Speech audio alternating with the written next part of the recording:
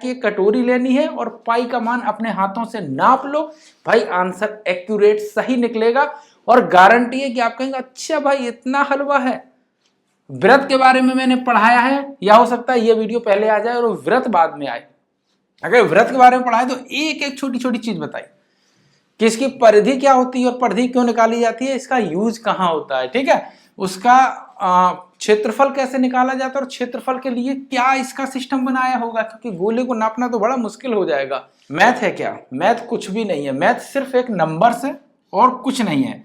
Okay, इसी को solve करने का हमने तरीका ढूंढा है, उन्हीं तरीकों पर सवाल बनते और वही पूछे जाते हैं, कुछ भी नहीं पूछा जाता है, सिर्फ नंबर्स के बारे में ही पूछा जाता है पूरी मैथ में।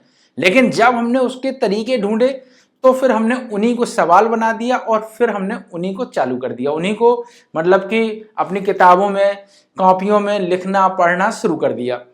जैसे कि ये लिखा हुआ है 7 सही 1/4 प्लस 8 सही 1/5, ये एक फ्रैक्शन है जिसको अगर हम सॉल्व करेंगे तो समय ज्यादा लगेगा, तो उसका एक फॉर्मूला निकाल लिया नॉर्मल सा, ठीक है। लेकिन ये सब तो बता चुके होंगे, बहुत सारे अपने वीडियो देखे होंगे, लेकिन मैं बहुत कुछ खास बताऊंगा, मेरी अपनी कैलकुलेशन है तो स्किप मत करना, ठीक है, क्योंकि बहुत कुछ सीखने को मिलेगा, फिर चाहे कैसा भी सवाल क्यों ना आ जाए। सबसे पहला कि एक होना ऊपर जरूरी है, ठीक है, एक होना जरूरी है। अगर इधर 2 हो जाएगा तो फिर आंसर सही नहीं आएगा इस विधि के द्वारा, ठीक है। बाकी के बहुत सारी विधियां मैं निकालूंगा, बहुत सिंपल होंगी, आसान होगी और समझने में भी आसानी होगी।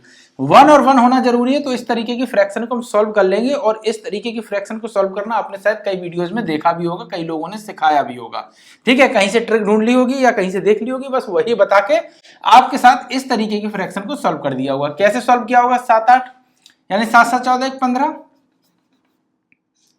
ये 15 लिखा, 7 और 4 5 9 और 4 पंचे 20, ये हमारा आंसर आ गया। कैसे किया कि 7 और 8 को हमने क्या किया, जोड़ दिया, जिसको हमने यहां लिख दिया, ठीक है। 4 और 5 को हमने जोड़ दिया, जिसको कि हमने यहां लिख दिया, ठीक है। पहला स्टेप ये है, दूसरा स्टेप ये है, तो पहले स्टेप में ये है, दूसरे स्टेप में ये है, तीसरा स्टेप क्या है कि इसको और इसको हमने क्या किया, मल्टीप्लाई कर दिया, ठीक है। तो ये हमारा कौन सा स्टेप है? ये हमारा तीसरा स्टेप है, ठीक है। ये हमारा दूसरा स्टेप है और ये हमारा पहला स्टेप है, ठीक, हम बता दे रहे। और ये हमारा तीसरा स्टेप है, आंसर आ गया। सिंपल है, 7 और 8 को जोड़ा, इधर लिख दिया, और 4 और 5 को जोड़ा, इधर लिख दिया, और हमने 4 पंचे 20 लिख दिया, आंसर आ गया, ठीक है। ये हमारे पास एक सही आंसर है और ये बिल्कुल एक्यूरेट है, आप इसको सॉल्व करना, आंसर सही निकल के आएगा, ओके। लेकिन सवाल ये है कि ये तो हमने कहीं ट्रिक पढ़ ली होगी, जान ली होगी, सीख ली होगी, अगर ये 4 और 5 प्राइम नंबर हैं या फिर को प्राइम है, को प्राइम बोले तो आपस में नहीं कटते हैं, तो ये आंसर सही हो जाएगा। लेकिन अगर आपस में कटते हैं तब क्या होगा? ये तो सिचुएशन ठीक है, ये सिचुएशन तो भाई हमने कहीं देखकर पढ़ लिया, जान लिया, फिर किसी ने इस कैलकुलेशन को अच्छी तरीके से समझा और सिखा दिया। लेकिन इसके बाद कैलकुलेशन क्या है कि ये सिर्फ इस पर ही, ऐसे ही जो फ्रैक्शन होंगे उसी पर काम करेगी, किसी और पर नहीं करेगी। अगर यहां पर इत्तेफाक से 2 लिखा हो या यहां पर इत्तेफाक से 4 लिखा हो, बिल्कुल नहीं, ऊपर एक ही होना चाहिए। आई होप एक बात समझ में आए।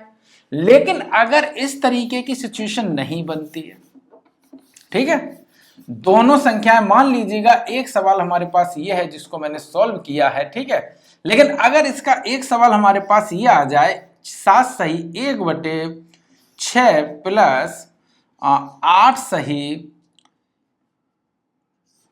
1/4, मान लीजिएगा ये आ गया। अब इसमें क्या सिचुएशन बनती है? इसमें सबसे बड़ी प्रॉब्लम तो ये है, 6 और 4 का गुणा आपस में 6 चौको 24 होगा, लेकिन उससे पहले एलसीएम 12 आएगा।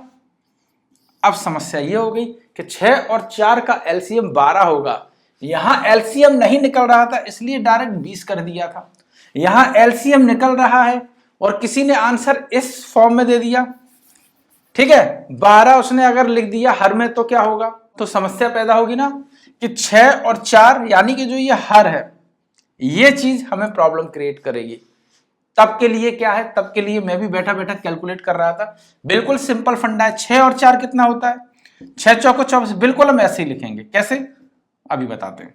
7 और 7 14 15, ठीक है, और 7 वो 6 4 10 और 6 चौको 24। यह आंसर सही है।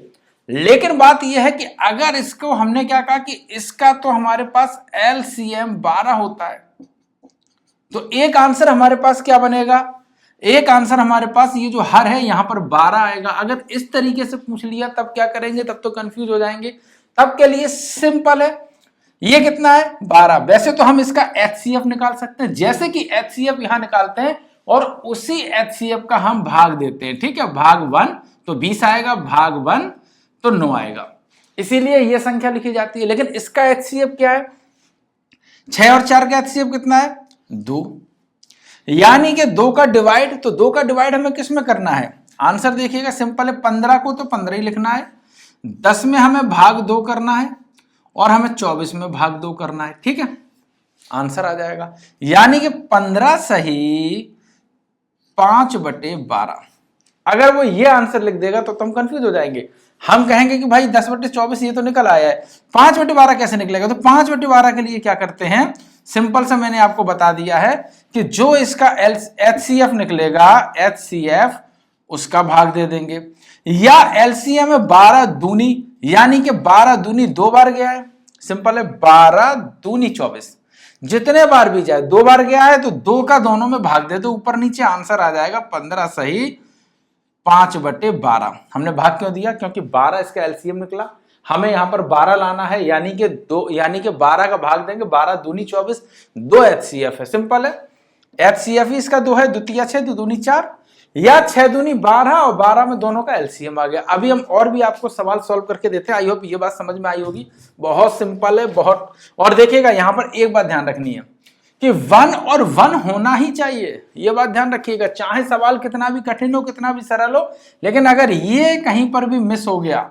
यहां पर अगर 1 की जगह 2 हुआ और आप ये लगा के चले आए तो नानी याद आ जाएगी, सवाल गलत हो जाएगा। ठीक है, छोटी छोटी बातें ध्यान रखनी है। अभी हम इसमें और सवाल आपको कराते हैं, इनको सॉल्व करिएगा, बिल्कुल वही विधि है, आपको पता है इसका एलसीएम क्या होगा, जो भी इसका एलसीएम उसी का जो आंसर निकले वो एलसीएम का पहाड़ा पढ़ना, निश्चित रूप से वो कटेगी संख्या, वो संख्या कटेगी 2 बार में, 3 बार में, 3 बार में कटती है तो ऊपर नीचे 3 का भाग दे देना, आंसर आ जाएगा, एक्यूरेट आएगा, बिल्कुल गलत नहीं होगा। ठीक है, क्योंकि यहां पर ऑप्शन वो जरूरी नहीं है 12 8 96, अब 12 8 96 आएगा तब क्या करोगे आप, तो आप यहां पर 96 में आंसर निकालोगे ना, जबकि इसका एलसीएम 48, 12 कम 12, 12 दूनी 24, सॉरी 24। अब देखिएगा 24 एलसीएम है, अगर वो 24 लगा के देगा तो क्या करोगे, कंफ्यूज हो जाओगे ना। आंसर तो हमारा हर में आ रहा है, यहां पर आएगा 9 6 कितना हो गया, आप पहले करिएगा उसके बाद ये पूरा देखिएगा, 9 6 कितना हुआ 15, यहां फिर 15 आ गया। अब हमारा 12 8 कितना हुआ, 12 8 हमारा 20/96, लेकिन हमारा ये तो 24 निकल रहा है इसका एलसीएम। देखो 12 दूनी 24, जो भी बड़ा नंबर है उसको हमें पढ़ना है पहाड़े में। 12 दूनी 24, 24 में अगर 8 का जा रहा है तो ठीक है, नहीं जा रहा तो 12 3 36 में जाएगा, अगर 36 में जाएगा 12 चौक 48 में जाएगा। ठीक है, इस तरीके से ध्यान रखना, 36 में 8 16 8 चौक 8 1 8 8 2 16 8 24 8 चौक 32 8 45, तो 36 नहीं आता है, तो पहले तो 24 ही आ जाता है। मैं बता रहा हूं इस तरीके से एलसीएम निकाला जाता है, तो सिर्फ हमें बड़ी संख्या का पहाड़ा पढ़ना है, और अगर ये संख्या चली जाए वही उसका एलसीएम होता है। अब 96 निकला तो 24, वैसे तो इसका एचसीएफ क्या निकलेगा आप खुद हमें बताइएगा, 12 और 8 का एचसीएफ क्या निकलेगा, 4 निकलेगा, 4 तिया 12, 4 दूनी 8, समझ आया, 6 दूनी 12, 6 के में जाएगा नहीं, यानी कि 8 से आधा ही संख्या इसका एचसीएफ होगी, या आधे से कम होगी, या खुद 8 होगी। अगर 8 इसका एचसीएफ है तो फिर बात यहीं पर आ जाएगी, प्राइम नंबर। ठीक है, लेकिन यहां पर अगर 4 एचसीएफ आया तो 4 का हमें क्या करना है, या 24 आया, 24 चौको 96, तो 4 का हमें भाग दे देना है, आंसर आ जाए, कितना आएगा 15 सही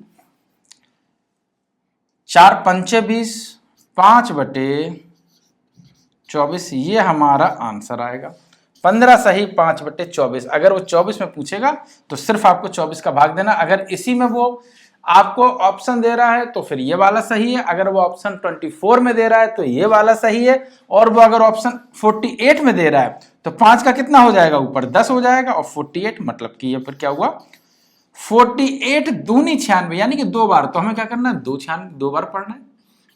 ठीक है, 2 48 हो गया, यहां पर हमने 20 कर दिया। किसी भी फॉर्म में आप लिख सकते हैं, कितनी भी बड़ी फॉर्म में लिख सकते हैं, ये चेंज नहीं होगा।